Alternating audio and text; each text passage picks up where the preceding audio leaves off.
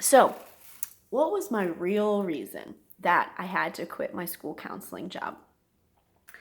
I could have stayed working in that job and built my business while I was working. And that would probably be the smarter thing to do, is to have stayed in the school counseling position for maybe 1 or 2 more years while I started up my business. But the reason that I had to quit when I did was I was really afraid of two things. I was afraid that one, I was going to, lose myself and the um, the health and fitness part of what I had gained and gain weight back, really. And also, I was scared that I was going to ruin the marriage, the second marriage that I had just begun. I was so angry. I was angry every single morning when I woke up and I saw him still sleeping in bed and I had to go to work. I was angry every single day when I came home and I had to clean the house.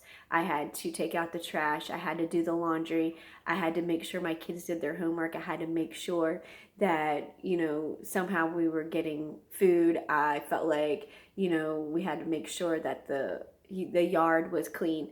And I was angry. I was angry because my husband was working from home and he had his little schedule that he was doing, but from my point of view, I didn't feel like he was helping me do any of these other things that I needed to get done.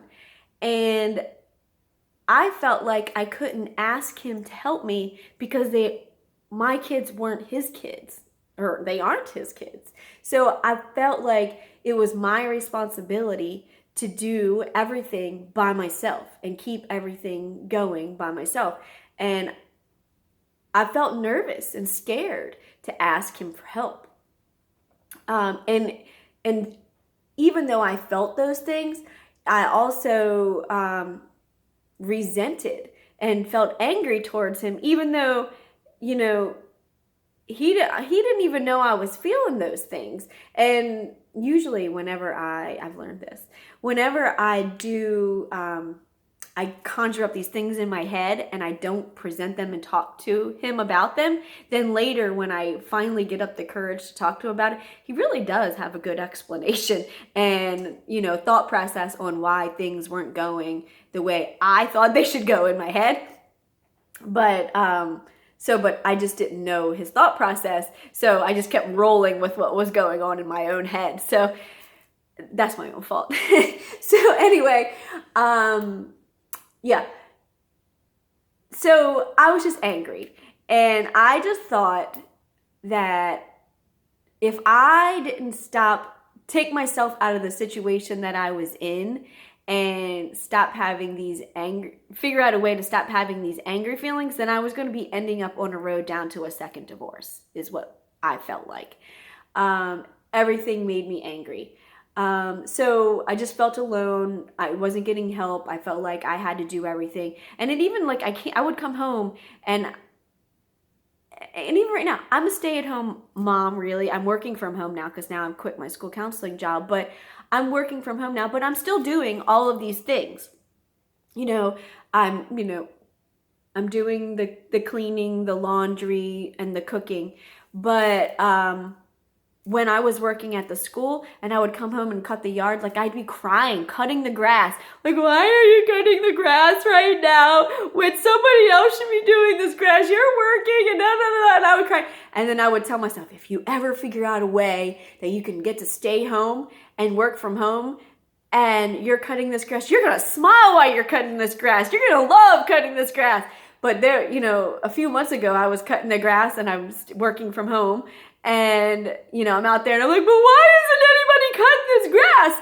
And then I'd be like, remind myself, Terry, remember you said you're going to work from home and you're going to smile while you're cutting this grass? So you better smile while you're cutting the grass. So I start cutting the grass with a smile, even though I didn't want to cut the grass. And it's the same about dinner. I hate cooking dinner. But when I was working at the school, I decided that I was going to make myself a higher priority. And I felt like my husband, who worked from home, should have cooked dinner. when he was at home and had dinner ready for us when I got home from work, but he didn't. So every single night we went out to eat. I'm not kidding you. We went out to eat because part of it was stubbornness. And I was like, I'm not going to spend time cooking if he's not going to spend time cooking. We probably should have a conversation about this, but we still haven't yet. But now I'm working from home, so I feel like it's my duty to cook the dinner. Although it's still, I still don't get it. It still makes me somewhat angry because we have separate finances. So I'm responsible for 50%. He's responsible for 50%, but yet I'm the only one cooking and I hate cooking. So anyway, but I'm home when I have the extra time, whereas he comes home and he wants to do his workout. So, but I'm trying to build my business. So it's kind of like, we just need to have a conversation about that somewhere. But for now, I'm just going to cook with a smile and be like, thank goodness you're not working in a school. So, yeah, so we do that, and I forget where I was going with this, but I just had to get out of working in the school because I was so angry and afraid. I was afraid that I was gonna, just mess up the second marriage, and honestly, I had anger regarding that, and then. Like I said, my husband, he has two sons, so they would come over, and I was angry at the fact that, I struggle in building a relationship with his two sons. I've thought about it, we've been married 3 years now. We were together for 2 prior to the marriage, so we've been together for 5 years. So if I had 5 years to think about this, but I think that working in the school didn't help build my relationship with them because I was around kids so much that, and kids were, ate up all of my patience all day, that I didn't want to give anything else to other kids, including my own. So I just didn't have any more in me. So I would kind of just retreat back. And I think that kind of built up a little bit of some sort of wall. Like when we first got together, let's see, my oldest was in 4th grade, and then his oldest and mine were in 2nd grade, and then his was in kindergarten and my youngest was in preschool. So kindergarten and 2nd grade is a young place. But another issue was, through his divorce agreement, he couldn't introduce any person that he was involved with for 6 months. He had to be in a relationship with them for 6 months. So I think that also had a wall built for us because David was on every other weekend. David was with me and my 3 kids, and we kind of had a bond and a group thing going with 5 of us. And then that was for like 6 months. And then 6 months later, his 2 were introduced into the group. So of course kids connect right away. His kids connect with him, obviously. But then there's me, who works in a school with kids all day long, who doesn't want to be near any more kids. And now 5 kids are in the mix, and I'm like, oh my gosh, there's 5 kids. And so I just kind of, again, retreat, like, I don't want to be near any more kids. I don't even know what to do. But I love this man, and I want to be with him, but he has these 2 kids. So I don't even know how to deal with this. So it kind of created this, communication gap, I guess, with me and his kids. And to be honest, it continues today. Within 3 years of marriage, and I like his kids. I think his kids like me. I don't think they hate me. They are respectful to me, and they listen if I say something. But we don't talk. We barely have eye contact. So that's a huge struggle for me, because now my ex-husband is remarried and my kids have a relationship with their stepmom. They text back and forth. They have communication. They can have conversations. And so it builds up a sort of anger for me. I'm happy that my kids have a relationship with their stepmom. I'm glad about it. Because it could be worse. I mean, she could be awful, and she's not. So that's cool. But, it makes me angry because it goes back to why me? Why do I have to have the problem and hard in in connecting with my stepsons. You know, why couldn't I have an easy time? Why couldn't it be just as easy, like for my kid's stepmother? Like, she just walked in and my girls are like, hey, you know, how are you? And they have this relationship. Oh, let's go get your nails done. Let's go. But, you know, I have to step back and be like, okay, girls are different than boys. And, you know, and my circumstances are different than my ex-husband's wife. So it's all about perspective and having the mindset in your head.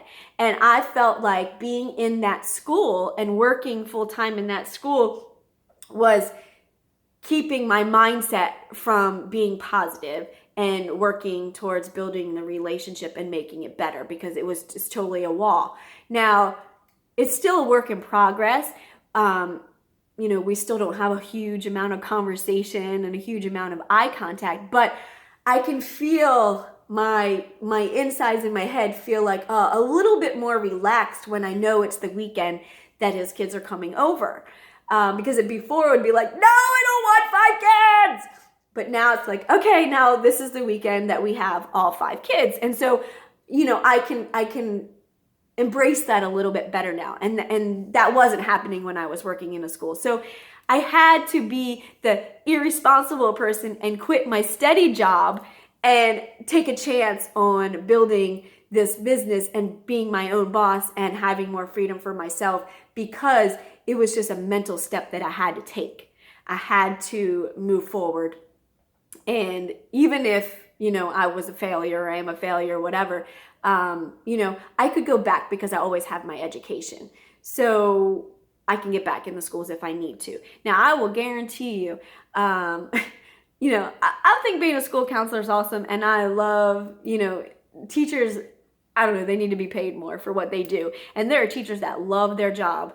But it's just not a place for me with having 5 kids of my own.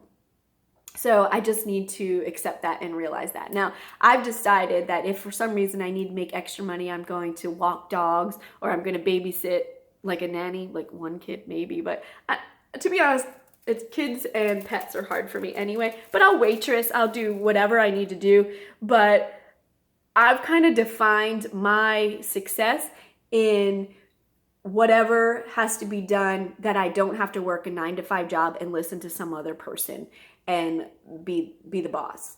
Like that, I don't like it when people are the boss of me. I like to be the boss of my own self. So I'm just much better in that environment. So I'll do what I have to do to make that work. And in the process, through all of this and sharing and living this journey, is kind of like my therapy and moving forward in what I need to do and to become the best version of myself.